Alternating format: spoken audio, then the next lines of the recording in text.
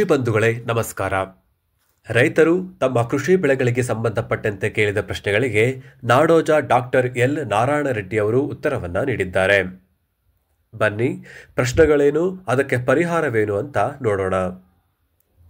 ತೆಂಗಿನ ಮರದಲ್ಲಿ ಕಾಯಿ ಚೆನ್ನಾಗಿದೆ, ಆದರೆ ಗಾತ್ರದಲ್ಲಿ ದೊಡ್ಡದಾಗುತ್ತಾ ಇಲ್ಲ, ಅದಕ್ಕೆ ಪರಿಹಾರವೇನು ಅಂತ ರೈತರು ಪ್ರಶ್ನೆ ಕೇಳಿದ್ದಾರೆ. ಅದಕ್ಕೆ ಡಾಕ್ಟರ್ ನಾರಾಯಣ ರೆಡ್ಡಿ ಅವರ ಉತ್ತರ ಹೀಗಿದೆ.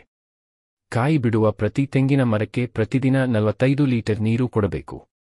ಜೊತೆಗೆ ತೆಂಗಿನ ಮರವೊಂದಕ್ಕೆ ವರ್ಷಕ್ಕೆ 100 ಕೆಜಿ ಹಸಿರೆಲೆ ಗೊಬ್ಬರ, 30 ಕೆಜಿ ತಿಪ್ಪೆ ಗೊಬ್ಬರ ಮತ್ತು 10 ಕೆಜಿ ಒಲೆ ಬೂದಿ ಒದಗಿಸಿದರೆ ತೆಂಗಿನಕಾಯಿ ಗಾತ್ರದಲ್ಲಿ ದೊಡ್ಡದಾಗುತ್ತದೆ. ಈ ವಿಡಿಯೋ ಇಷ್ಟ ಆದ್ರೆ ಈಗಲೇ ಸಬ್ಸ್ಕ್ರೈಬ್ ಆಗಿ, ಮತ್ತೆ ಮುಂದಿನ ವಿಡಿಯೋಗಳನ್ನು ನೋಡಲು ಬೆಲ್ ಐಕಾನ್ ಪ್ರೆಸ್ ಮಾಡಿ.